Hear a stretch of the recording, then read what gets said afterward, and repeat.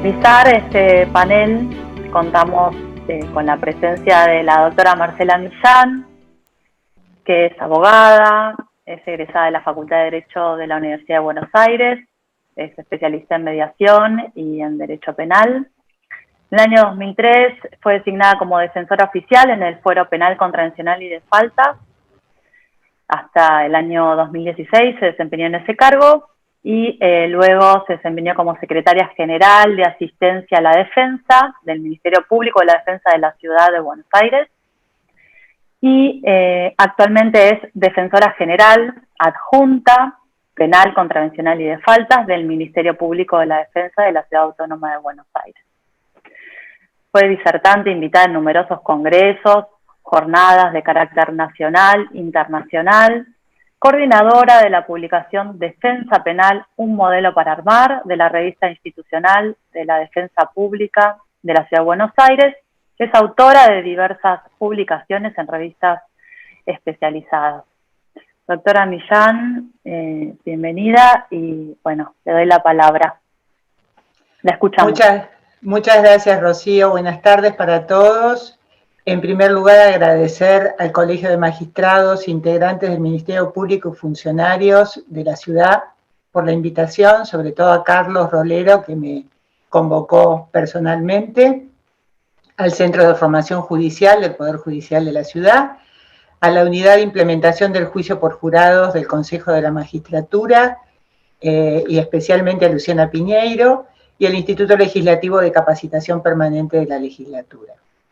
Antes de empezar a hablar del juicio por jurados, para mí en el Poder Judicial de la ciudad, el juicio por jurados tiene un nombre y apellido de un amigo que ha sido uno de los principales promotores de este instituto, que es el doctor Gustavo Lettner, a quien hoy quiero hacer mención. Porque la verdad que Gustavo y Luciana han sido luchadores incansables por la promoción del juicio por jurados en la ciudad. Y muy agradecida además de estar en este panel compartiendo con personas tan ilustres y sobre todo con el doctor Sebasco, con quienes a veces nos hemos peleado, pero a quien aprecio y respeto profesionalmente muchísimo. Bueno, voy a plantear esta exposición en dos partes, ¿no? Primero, plantear lo que para mí es el impacto político de la incorporación del juicio por jurados en el ordenamiento procesal penal de la ciudad, y después el impacto que tiene sobre quienes estamos a cargo del proceso penal en la ciudad, que son el fiscal, el defensor, el juez y por supuesto el imputado y la víctima. ¿Por qué hablo del impacto político del juicio por jurados? Porque la verdad que el impacto político es muy fuerte. Si todos coincidimos en que el artículo 1 de la Constitución, que establece el sistema republicano de gobierno, expresa acabadamente la consagración constitucional de la soberanía popular, y esa soberanía popular es la que articula la participación ciudadana en la cosa pública, que se expresa a través de la posibilidad del voto de los ciudadanos, de poder nombrar a sus representantes, es en el juicio por jurados donde mejor se expresa esta soberanía popular, porque el pueblo entonces integra el sistema judicial y participa en decisiones relevantes, nada más y nada menos que del derecho penal, decidiendo si se aplica o no el poder penal estatal a un ciudadano. Como explica Alberto Binder, y Gonzalo lo trajo hoy a colación, el juicio por jurados cobra relevancia en un contexto institucional signado por la desconfianza. Desconfianza de la ciudadanía en las instituciones del sistema de justicia y frente a una situación de gestión de sociedades, no solamente argentinas, de otras partes del mundo, cada vez más conflictivas y con un alto componente de violencia. Entonces, los jurados son impulsados por la clase política para canalizar el descontento y las demandas sociales. Pero esta demanda proyecta una transformación que sacude en algún punto los cimientos del sistema de justicia. Está claro que el Poder Judicial es uno de los tres poderes del Estado. Por lo tanto, la confianza en el sistema de justicia tiene correlato con la legitimidad del Estado y la legitimidad de los gobiernos. Entonces, hay una necesidad clara de relegitimar el sistema judicial y entiendo que proponer un mecanismo como el de juicio por jurados implica una posibilidad transformadora en este punto. Creo que no hay una lógica binaria en esto, no es jueces versus juicio por jurados. Por lo menos en el Poder Judicial de la ciudad yo tengo que destacar la labor y el trabajo de los jueces, que podemos estar de acuerdo o no con sus decisiones, pero que todos los días bregan por la administración de justicia en un sistema que sabemos que no descansa en ningún momento del año. Entonces me parece que la gestión o por lo menos la decisión de casos de un determinado grupo vinculado a la gravedad del caso o la escala penal sea devuelta al pueblo para que el pueblo emita un veredicto, no implica deslegitimar ni desconocer el trabajo de los jueces. Y me parece que en esto uno de los puntos más interesantes del funcionamiento del jurado es la situación de deliberación. No hay otra forma de interacción en la democracia más propia de la democracia que el formato deliberativo. Y esta decisión que finalmente se toma se legitima justamente por este mecanismo de funcionamiento, de deliberación. Y este mecanismo de deliberación, a su vez, genera otras consecuencias, como es educación en términos democráticos y entender la responsabilidad que supone emitir un veredicto. Entonces, ya sea por la lectura de que el juicio por jurados es un derecho, que tiene que ver con el derecho a ser juzgado, y una garantía en términos de imparcialidad e independencia, podemos entonces entrar de lleno al impacto que el juicio por jurados tiene en el sistema acusatorio en la ciudad de Buenos Aires y en lo que implica para la forma de gestionar el proceso penal para cada una de las partes, fiscal, defensor, juez, imputado y víctima. Entonces, en este punto me detengo a resaltar el poder de adaptación a cambios que tiene el Poder Judicial de la Ciudad de Buenos Aires. Y los que están acá, tanto en este panel como los que están escuchando esta jornada de hoy, no me van a dejar mentir. Arrancamos con el proceso contravencional, con el Código de Convivencia.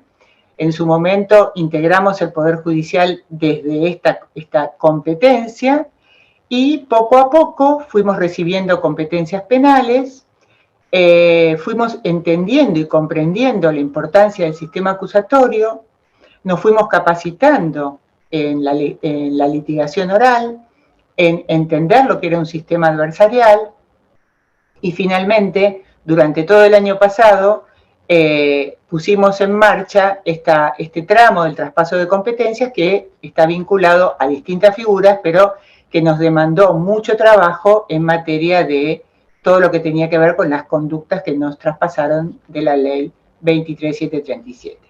Quiero decir con esto que yo creo que con esta capacidad de adaptación que hemos tenido, estamos más que preparados para hacer frente al juicio por jurados. ¿Y por qué digo esto? Porque el juicio por jurados tiene directa relación con el sistema acusatorio, y es en el sistema acusatorio solamente donde se puede poner en juego, tiene que ver con la oralidad, justamente, plena en todo el desarrollo del mismo, y nosotros corremos con ventajas porque venimos litigando oralmente hace años, y es verdad que hay alguna reestructuración en el funcionamiento del sistema penal por la aplicación del juicio por jurados, porque sencillamente quien determina finalmente la culpabilidad o la inocencia es el jurado, quien determina la pena es el juez, y resignifica el manejo en el proceso penal para el fiscal y para el defensor. En un momento en donde también se está debatiendo una posibilidad del traspaso de toda la competencia penal ordinaria a la ciudad que nos coloca justamente en un momento clave para que el Instituto de Juicio por Jurados pueda finalmente entrar a funcionar en la ciudad. ¿Por qué digo que resignifica el rol de las partes? Bueno, para la Fiscalía es un desafío muy grande, porque realmente el fiscal, en casos en los cuales tenga que intervenir con juicio por jurado, va a tener que sopesar si el caso es verdaderamente plausible para llevarlo a un juicio por jurados.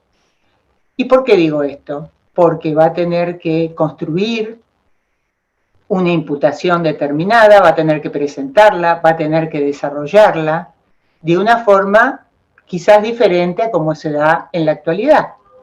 Va a tener que recabar una importante cantidad de evidencia. Y esta imputación va a tener que trasladarla a un lenguaje comprensible para quien forma parte del jurado. O sea, fíjense todas las cuestiones que se ponen en juego para la Fiscalía al momento de tener que intervenir en ese rol en un juicio por jurados. Y para la defensa también. Para la defensa va a requerir una preparación en varios momentos del juicio por jurado. La defensa va a tener que, desde el comienzo, visualizar el caso, la estrategia, la articulación con el imputado, la elaboración de la teoría del caso, la producción de la prueba propia, el control minucioso de la prueba que va a presentar la Fiscalía, porque esta prueba va a ser la evidencia que se va a presentar al jurado. Va a tener que tener en claro la importancia de la audiencia de admisibilidad de prueba. Tenemos que trabajar fuertemente todavía más en capacitarnos para presentar nuestra propia prueba y para controlar que la prueba que la Fiscalía presenta sea una prueba que no confunda al jurado, que no corra el foco de lo que tiene que ser debatido en juicio. Tiene que ser analizado minuciosamente cada elemento de prueba, porque esa prueba va a constituir aquello que va a evaluar el jurado para determinar la inocencia o culpabilidad de nuestro defendido. Esto yo creo que es absolutamente positivo porque eleva los estándares de calidad de todo el juego entre fiscal y defensa y de la calidad de la prueba que se presenta al jurado. Esto viene necesariamente unido a articular, crear y promover las reglas de evidencia.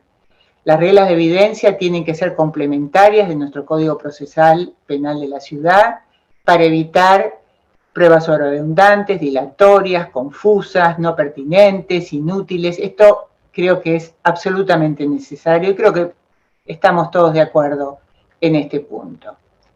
Y todo esto tiene que ver con una garantía que para la defensa es fundamental, que es la garantía de la imparcialidad.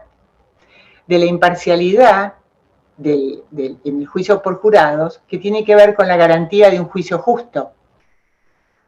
Por eso es importante el trabajo de las partes en cada una de las secuencias que desembocan en el juicio por jurado, en la admisibilidad de la prueba, en la etapa de guadir, en las instrucciones al jurado.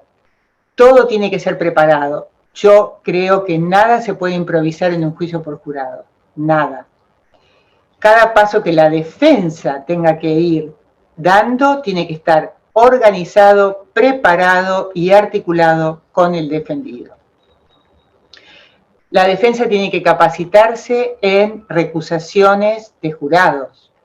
Tiene que prepararse para poder registrar las posibles apariciones de parcialidades en esta etapa que puedan poner en peligro justamente la garantía de imparcialidad. Por eso digo que estas son actividades de una enorme intensidad de trabajo entre las partes. Y ni que hablar de lo que implica para nosotros entender que la decisión del jurado es por íntima convicción. Nosotros como defensa estamos acostumbrados a leer una sentencia y después recurrirla en caso de que esa sentencia sea de condena, y nosotros vamos analizando todos los fundamentos que el juez, en una derivación razonada de hechos y de derecho, consigna en la sentencia. Y ahora tenemos el jurado que va a deliberar y que va a emitir un veredicto por íntima convicción. Bueno, esto es todo un desafío para nosotros. Sabemos que los proyectos todos presentan garantías de imparcialidad sobre no conocer el legajo, no conocer los antecedentes del imputado, no saber lo que sucedió en la audiencia de admisibilidad de pruebas, la imposibilidad de hacer preguntas durante el juicio y el tema de las presiones. Pero el tema de la íntima convicción es un tema que viene entonces atado a la responsabilidad que supone para las partes y para el juez el tema de las instrucciones al jurado. Porque la pregunta del millón es cómo transmitir de forma clara y entendible la función que deben cumplir. Cómo asegurar la comprensión clara de algo tan trascendente como resolver un veredicto de absolución o de condena. Bueno, esto implica una actividad intensa de las partes, en lo que se quiera transmitir, en el acuerdo que se quiera llegar para las instrucciones, cómo hacerlo en un lenguaje sencillo y comprensible, cómo explicar un estándar de convicción que habilita una declaración de culpabilidad. Estas son cuestiones que nos garantizan una correcta posibilidad de veredicto y que son claves para, desde la defensa, pensar en la revisión del juicio si entiende que algo de todo esto tuvo que ver con el veredicto de condena. En esto a mí me parece importante también, y me parece apasionante, el tema del concepto de la duda razonable, cómo explicar o cómo hacer entender al jurado la posible ausencia de prueba, la debilidad de la prueba contradictoria, todo lo que supone un concepto de duda razonable. Y en este punto, algo de lo que planteó Luis Sebasco, yo lo tomo y estoy de acuerdo, que creo que todo esto tiene que ser filtrado y bajado a nuestra idiosincrasia, a nuestra cultura, para tener la garantía de una comprensión acabada de un concepto sumamente complejo. En esto nos sirve la experiencia de las provincias, que ya vienen teniendo un recorrido en este tema. Creo que a nosotros nos sirve mucho la experiencia de las provincias. El no haber empezado de entrada a nosotros en este punto nos viene bien. Y quiero terminar diciendo algo que para nosotros también es muy importante, que es el tema del derecho al recurso. Porque uno se pregunta, el derecho al recurso para la condena, ¿cómo pensarlo desde la perspectiva de un jurado que resuelve por íntima convicción? Y acá me parece que es muy interesante ver lo que la Corte Suprema, en el fallo Canales, que es un fallo que salió el año pasado, en el cual la Corte se aboca a tratar un recurso de inconstitucionalidad que cuestionaba la implementación del juicio por jurados en la provincia de Neuquén. La Corte dice algo que para mí es en este punto perfecto.